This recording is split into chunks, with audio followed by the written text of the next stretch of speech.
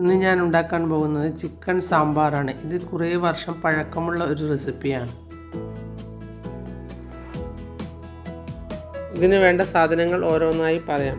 10-15 മണി കുരുമുളക്, ഒരു കഷ്ണം ഇഞ്ചി, 3-4 വെളുത്തുള്ളി, 1/2 ടീസ്പൂൺ ഉലുവ, 1/4 ടീസ്പൂൺ പെരിഞ്ജീരകം, പകുതി സവോള മുറിച്ചത്, 2-3 കഷ്ണം പട്ട, 2 ഗ്രാമ്പൂ, 1 ഏലക്കായ, ഇവയെല്ലാമാണ് വേണ്ടത്. ഇനി ഇതിലേക്ക് 1 കപ്പ് തേങ്ങ ഇട്ട് കൊടുക്കാം. ഈ തേങ്ങ നമുക്കൊന്ന് വറുത്തെടുക്കാം. ഇനി തേങ്ങ നല്ലതുപോലെ മൂത്ത് വന്നാൽ ഇതിലേക്ക് 1/2 ടീസ്പൂൺ മുളക് പൊടി, 1/4 ടീസ്പൂൺ മഞ്ഞൾപ്പൊടി, 1 ടേബിൾ സ്പൂൺ മല്ലിപ്പൊടി ഇവയിട്ട് ഒന്ന് നല്ലതുപോലെ എല്ലാം കൂടി ഒന്ന് വറുത്തെടുക്കാം.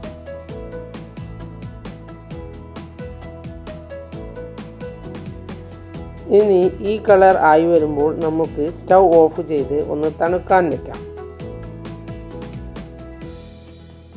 തണുത്ത ശേഷം ഇത് അരച്ച് മാറ്റി വയ്ക്കാം. ഇനി കുക്കറിലേക്ക് 300 ഗ്രാം ചിക്കൻ, 1 സവോള മുറിച്ചത്, 1 വലിയ തക്കാളി മുറിച്ചത്,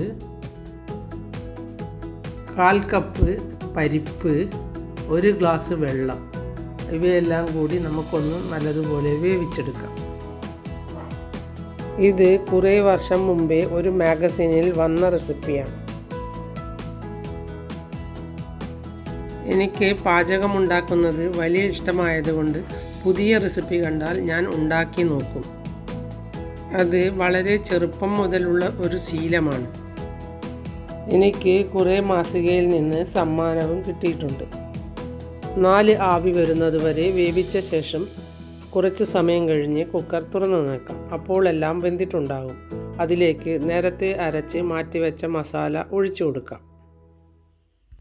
ജാറ് കഴുകി 1/2 കപ്പ് വെള്ളം കൂടി ഒഴിച്ചു കൊടുക്കാം.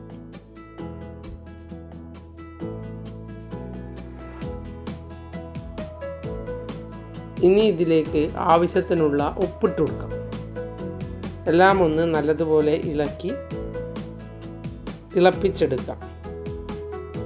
ഇനി നിങ്ങൾ ഇതിലിട്ട തക്കാളിക്ക് പുളി കുറവാണെങ്കിൽ കുറച്ച് പുളിനാരങ്ങ നീര് ഒഴിച്ചു കൊടുക്കാം. ഇനി പുളിനാരങ്ങ നീര് ഒഴിക്കുന്നില്ലെങ്കിൽ ചെറിയ നെല്ലിക്ക വലുപ്പത്തിൽ പുളി പിഴിഞ്ഞ് ഒഴിച്ചു കൊടുക്കാം. ഞാനിതിൽ പുളിനാരങ്ങ ഒഴിച്ചിട്ടില്ല, ഇതിൽ പുളിയാണ് ഒഴിച്ചത്. അത് നിങ്ങൾ കുറച്ച് കറിയെടുത്ത് അതിൻ്റെ സ്വാദ് നോക്കിയാൽ മതി. അപ്പോൾ അതിൻ്റെ പുളി മനസ്സിലാകും. കൂടിപ്പോവാനും പാടില്ല, കുറഞ്ഞു പോവാനും പാടില്ല. എന്നാലാണ് ഈ ചിക്കൻ സാമ്പാറിന് നല്ല സ്വാദുണ്ടാവുക. പുളിയൊഴിച്ച് ഒന്ന് നല്ലതുപോലെ തിളപ്പിച്ചെടുക്കാം. ഇത് ഉണ്ടാക്കുമ്പോൾ പരിപ്പ് നല്ലതുപോലെ വെന്തിരിക്കണം, അത് പ്രത്യേകം ശ്രദ്ധിക്കണം. ഇനി ചിക്കനും പരിപ്പും ഒന്നിച്ചിട്ട് നിങ്ങൾക്ക് വേവിക്കാൻ വിഷമമാണെങ്കിൽ നിങ്ങൾ ആദ്യമേ പരിപ്പ് കുറച്ച് നല്ലതുപോലെ വേവിച്ച് മാറ്റിവെച്ചാൽ മതി. ചിക്കൻ വെന്ത ശേഷം ഒഴിച്ചു കൊടുക്കാം. ഇനി സ്റ്റൗ ഓഫ് ചെയ്ത് കടുക് വറുത്തിടാം.